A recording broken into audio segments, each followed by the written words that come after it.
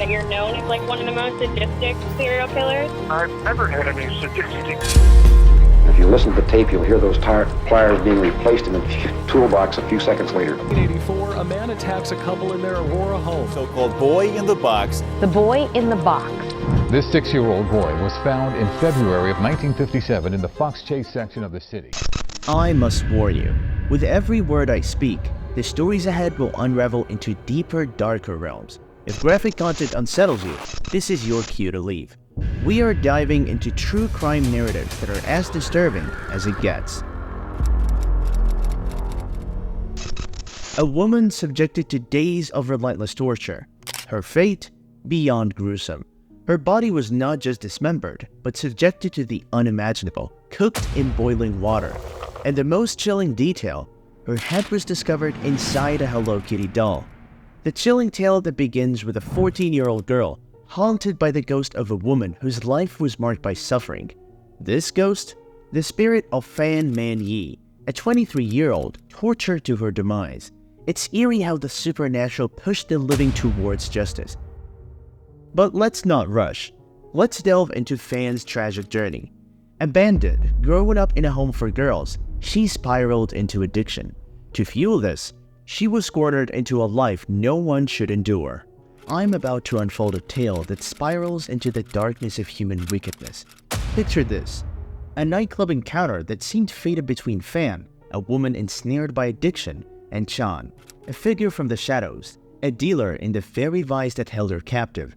Their worlds collided not in redemption, but in a twisted fate. Fan, driven by desperation, dared to steal $4,000 from Chan, but vengeance came quickly and brutally. With his anger unleashed, Chan ordered his cronies to grab her and drag her to a rundown apartment that was decorated with Hello Kitty memorabilia and looked like a strange shrine to lost innocence. There, a nightmare began. You may be wondering where the 14-year-old girl and the ghost story fit into all of this, so please keep watching.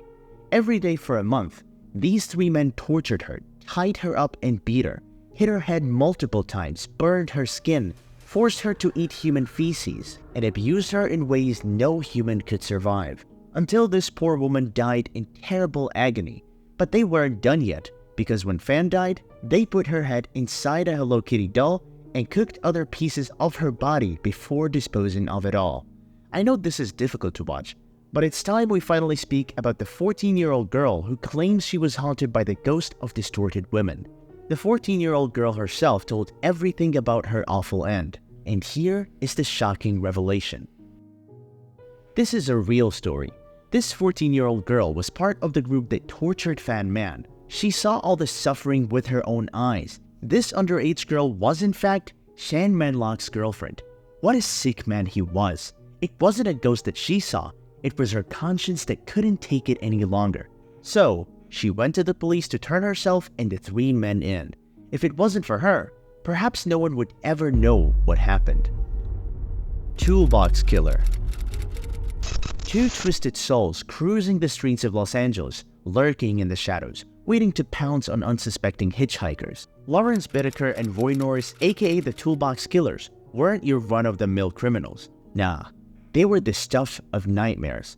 Lawrence Bittaker and Roy Norris built a torture toolkit as part of their last preparations. They purchased plastic tape, pliers, rope, knives, an ice pick, a Polaroid camera, and a tape recorder. And the Toolbox Killers were ready to engage in their satanism. According to the book Disguise of Sanity, Serial Mass Murderers, Bittaker allegedly planned to establish a tiny town for keeping kidnapped girls, where they would be kept naked, chained, abused, and forced to perform sex activities. One of their most infamous acts was on Halloween night, when they snatched Shirley Ledford. The horror she endured that night, I can't even bring myself to describe it. FBI profiler John E. Douglas took one look at Bittaker and said, "This guy's the stuff of nightmares." And he wasn't wrong. A young woman dragged into a van violated by two sickos in their mid-30s. She bravely IDs them from mugshots, Lawrence Bittaker and Roy Norris. Norris gets nabbed for parole issues on November 20th, 1979. Same day, they cuff Bittaker for rape. When cops searched Norris's place, they hid the jackpot, Shirley Ledford's bracelet. Meanwhile, in Bittaker's motel room, they strike gold again.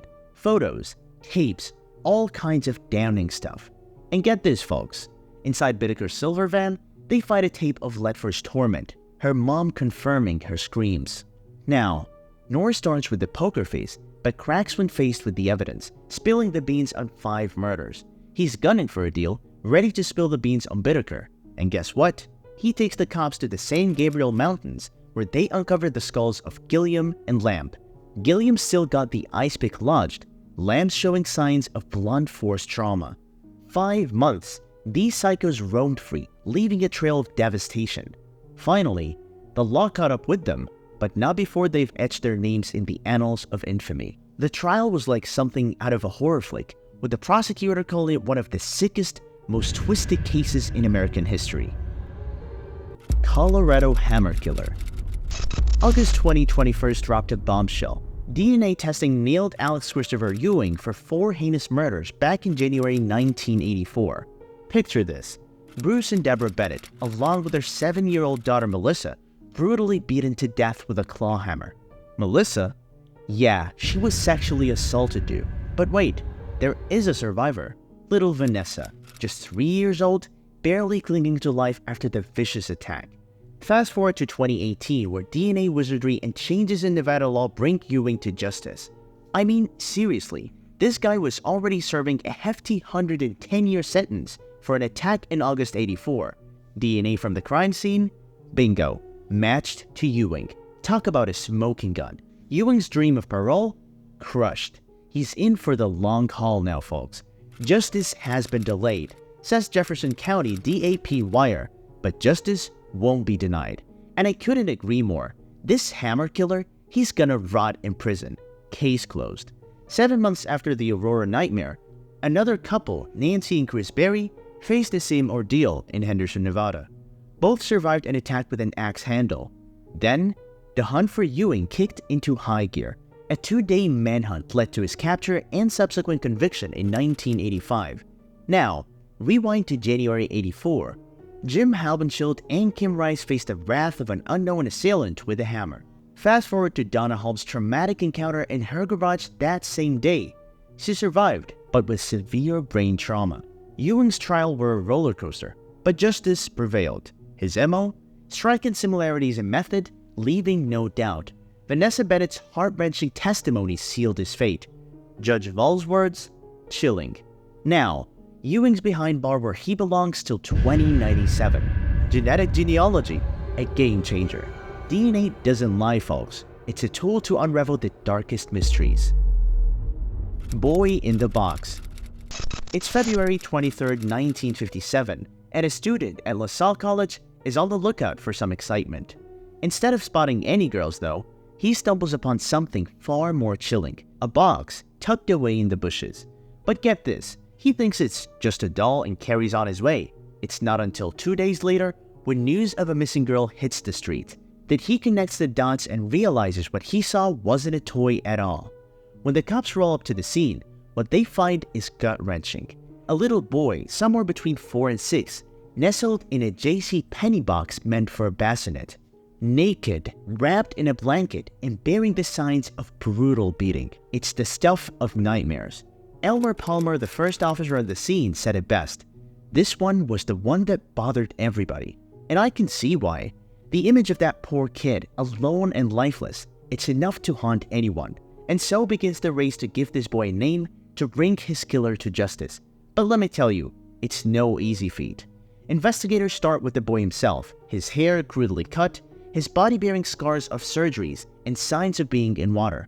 It's like something out of a crime novel, but this is real life, folks. They chase leads like bloodhounds on the scent, Hungarian refugees, kidnapped kids, even carnival workers, but nothing sticks.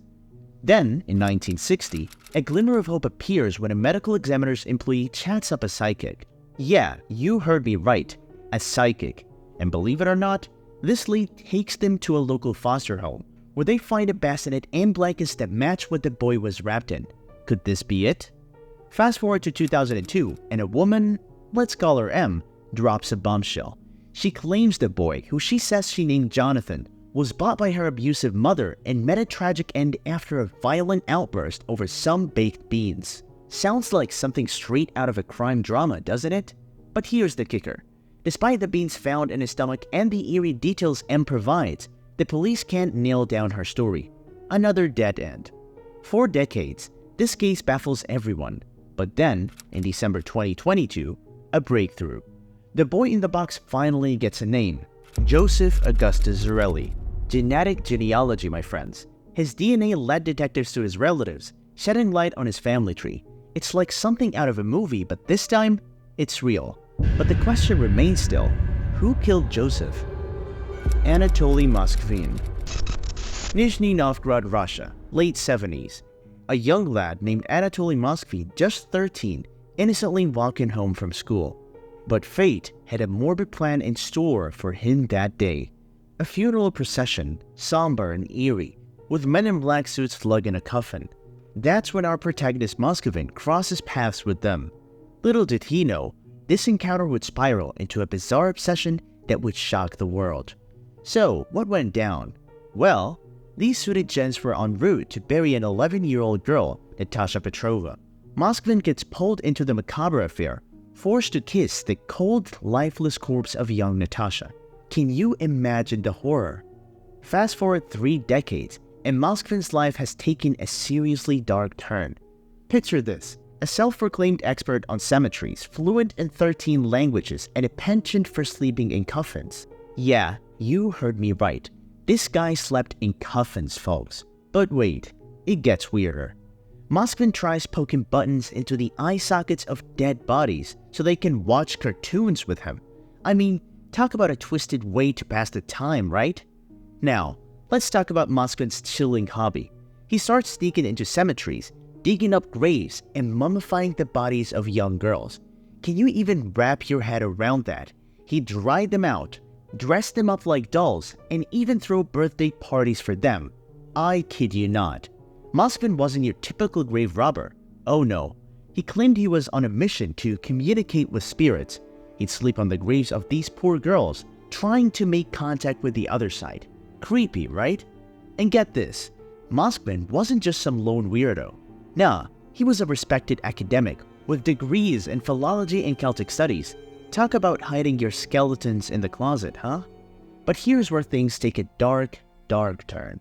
Locals start noticing graves being desecrated, bodies missing, and panic sets in.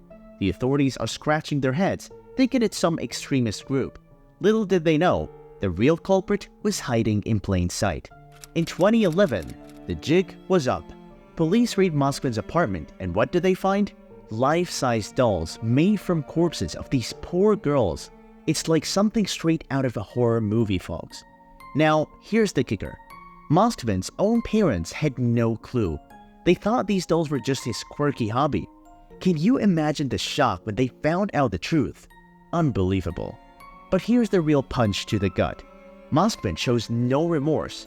He's diagnosed with schizophrenia, sent to a psychiatric hospital, and refuses to apologize. In fact, he sends a chilling warning to the parents. Don't you dare rebury your daughters, cause he'll come dig them up again. Folks, these aren't just crime stories. They are a descent into the darkest depths of human brutality. A single moment can lead to the cases that are etched into the history and haunt us forever. Share your insights below, whether they were random acts or carefully planned deeds that lead to such huge cases in history.